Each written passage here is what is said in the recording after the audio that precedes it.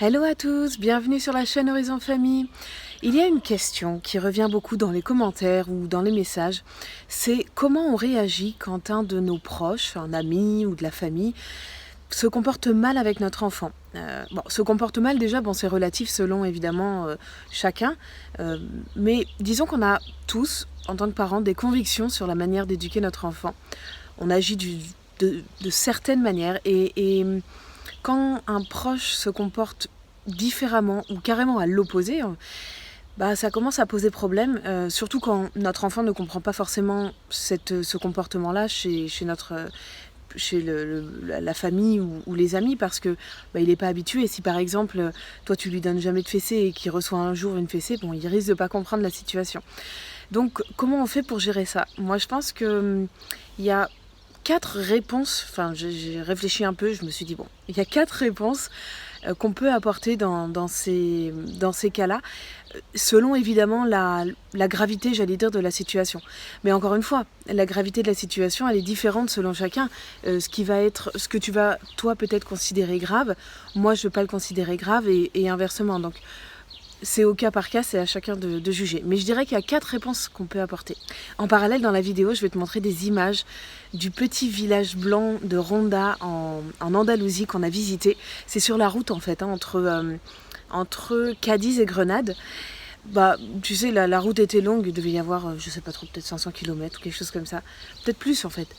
Et la route était longue et pour Léo, généralement on fait des pauses toutes les 2 heures.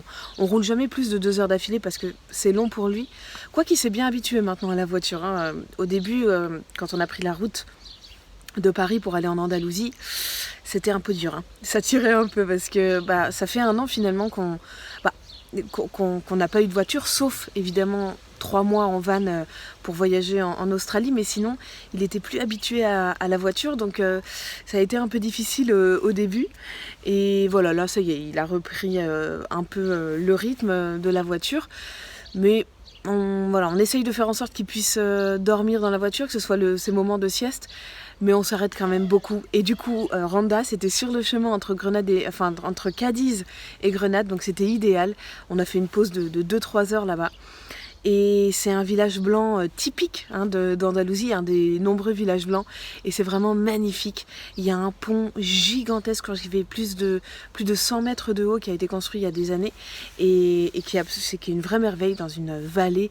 Et vraiment, ce village est construit juste en haut de la falaise. Et on a l'impression qu'il peut s'écrouler à tout moment. Et c'est vraiment impressionnant, donc je vais te montrer quelques images à travers cette vidéo. Alors revenons-en à nos 3 cas.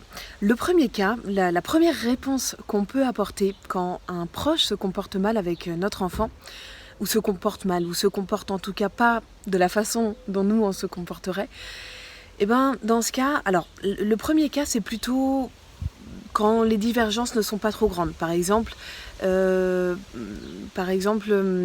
un proche demande à ton enfant de lui dire bonjour, lui oblige un peu à dire bonjour, alors que toi, tu veux pas que ce soit une obligation, tu lui imposes pas à dire bonjour aux autres, tu préfères que ça vienne un jour, ou qu'ils le disent plutôt par envie, plutôt que par obligation.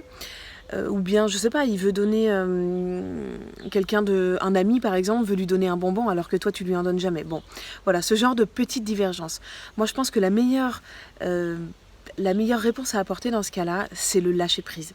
En fait, ça nous demande un sacré travail sur nous, moustique. On est envahi de moustiques, je pense que je vais me faire piquer, mais bon, c'est comme ça. Donc oui, le lâcher prise, je pense que c'est une des meilleures réponses. Ça demande un gros travail sur nous parce que faut accepter l'idée en fait que notre enfant n'est pas le prolongement de nous-mêmes. C'est une personne à part entière et on n'aura pas toujours le contrôle sur ses fréquentations et sur ce qu'il va vivre. On n'aura pas toujours le contrôle, le pouvoir, la mainmise, etc. Et c'est... je pense que à l'adolescence, clairement, on n'aura pas le choix. Donc autant s'y faire dès maintenant, autant te mettre en tête dès maintenant, s'y habituer et dès son plus jeune âge, se dire que voilà, il faut lâcher prise. Il y a des choses qu'on ne contrôle pas, que notre enfant va vivre, et c'est sa vie aussi, c'est son vécu, c'est son histoire.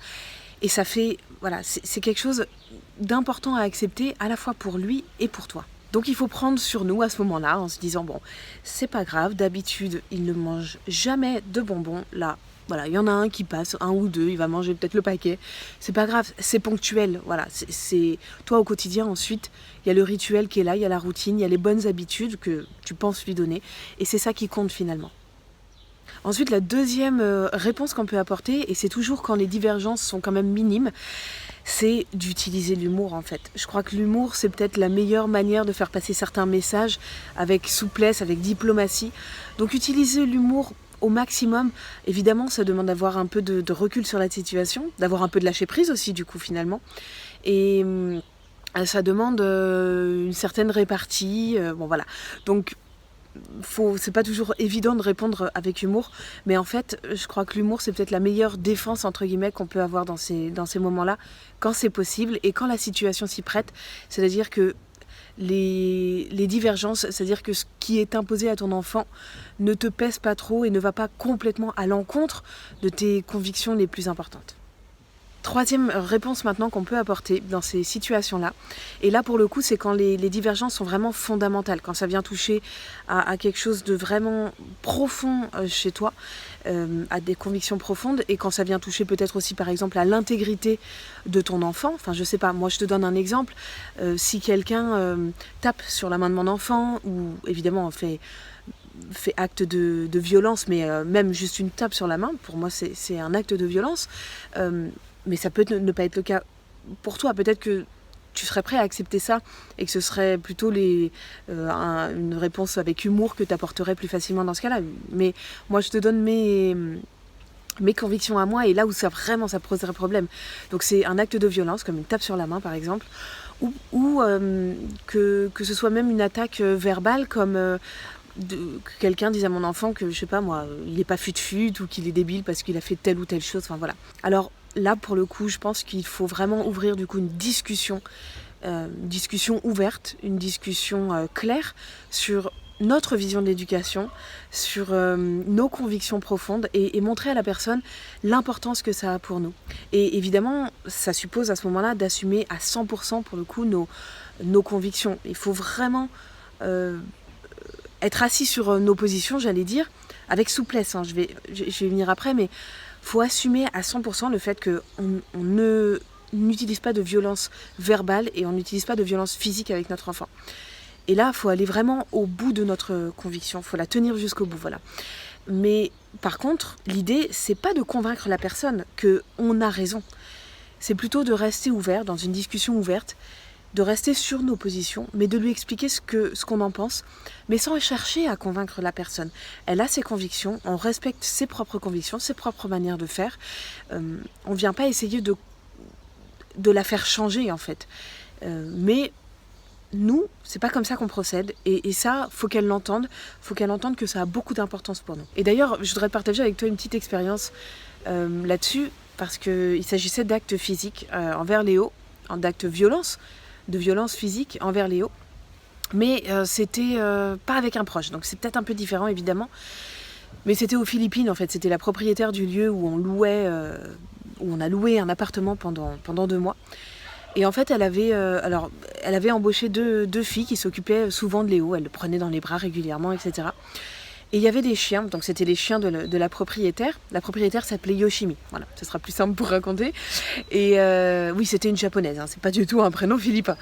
Et donc Yoshimi, un jour, a dit à son employé de donner une tape sur la main de Léo quand il s'approchait trop près des chiens et qu'il était parfois, c'est vrai que des fois, il courait devant les chiens et les chiens du coup pouvaient avoir peur de cette agitation, on va dire, de Léo. Ce que je peux comprendre, hein, ça, il y a aucun problème. Par contre, elle avait demandé à son employé de taper sur la main de Léo pour lui dire non, de ne pas faire ça. Là, clairement, ça a posé problème. Je ne l'ai pas su tout de suite, hein, mais quand je l'ai su, j'ai eu une discussion ouverte avec Yoshimi, une discussion claire en lui expliquant ma vision de l'éducation, où on n'utilisait absolument pas la violence pour expliquer à un enfant de ne pas faire telle ou telle chose. Et alors elle est restée sur ses positions, clairement, c'est quelqu'un de très autoritaire qui utilise la violence envers ses chiens. qui utilise, qui est très très directive et très, même directive c'est pas un problème à la limite, mais très irrespectueuse envers son staff. Bon, voilà, elle est restée sur ses positions. Clairement, je l'ai pas fait changer d'avis. C'était pas mon objectif. Je voulais juste lui expliquer qu'avec Léo, c'était pas comme ça qu'on agissait. Et c'était pas comme ça que je voulais que son staff agisse et qu'elle agisse non plus. Donc voilà, j'ai eu une discussion ouverte avec elle. Encore une fois, c'était pas une proche, mais bon, n'empêche au bout de 2 mois un petit peu. Mais voilà, je pense que c'est quelque chose que j'aurais aussi avec un proche si ça devait arriver. En tout cas, ce serait ma réaction. Voilà, c'est ça que je voulais partager avec toi. Et enfin, la 4e attitude qu'on peut avoir quand c'est quelque chose qu'on ne veut pas laisser passer parce que ça a trop d'importance à nos yeux et parce que peut-être aussi que notre enfant vit mal la situation, c'est de t'adresser à ton enfant pour rattraper la chose et de décrypter avec lui ce qui vient de se passer et de reformuler pour lui en fait. Je te donne un exemple. Mettons qu'un proche, on va dire, je sais pas, le papy. On va dire que le papy, le grand-père, vient de donner une tape sur la main de ton enfant parce qu'il a cassé quelque chose, un objet fragile qui avait de l'importance pour le grand-père dans son salon. Voilà.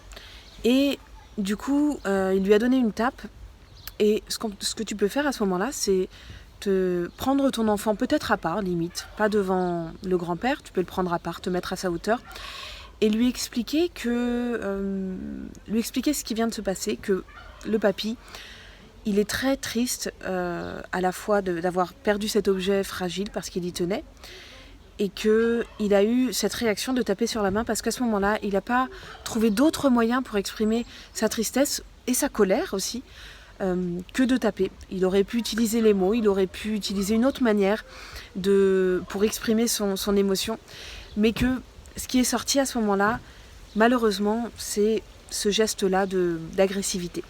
Voilà, donc en fait tu décryptes pour ton enfant et tu reformules pour lui, pour qu'il comprenne bien ce qui s'est passé, que ça reste pas comme un événement négatif. C'est une autre manière de réagir, surtout quand ton enfant vit mal la situation, ou même quand tu devines qu'il peut mal la vivre, même s'il ne le laisse pas paraître, quand tu devines que c'est quelque chose qu'il peut ne pas comprendre et qui peut rester comme ça, dans sa mémoire et qui n'est pas forcément positif selon ton jugement. Voilà un peu ce que je voulais partager avec toi dans cette vidéo. N'hésite pas à me dire, toi, si ça t'est déjà arrivé, qu'est-ce qui s'est passé avec ce proche en question et comment toi t'as réagi, comment ton enfant a vécu la chose. Peut-être qu'il y a d'autres manières de réagir qui sont tout aussi valables que celles dont je viens parler. Et puis du coup, ça nous donnera d'autres idées à nous tous parents. Et même si peut-être des fois tu as mal réagi, peut-être aussi n'hésite pas à partager ça en commentaire parce que ça peut nous aider aussi à comprendre, à savoir comment, ce qu'il faut éviter, ce qu'il faut faire, pas faire, etc.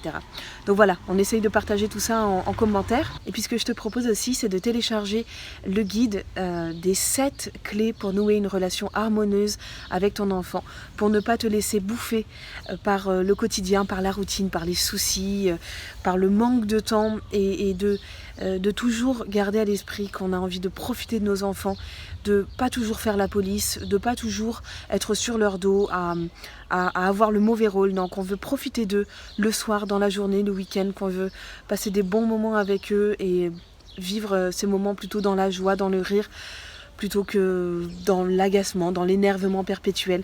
Et souvent la routine nous fait perdre ça de vue.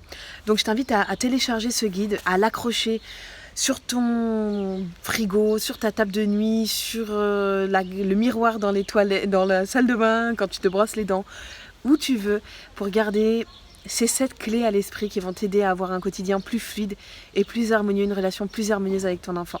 Donc tu peux cliquer au-dessus de l'écran ou sous la vidéo pour le télécharger, c'est gratuit, tu rentres ton prénom et ton email et je te l'envoie par email tout de suite dans ta boîte mail. Sur ce, je te souhaite une excellente journée, à très vite sur la chaîne Horizon Famille.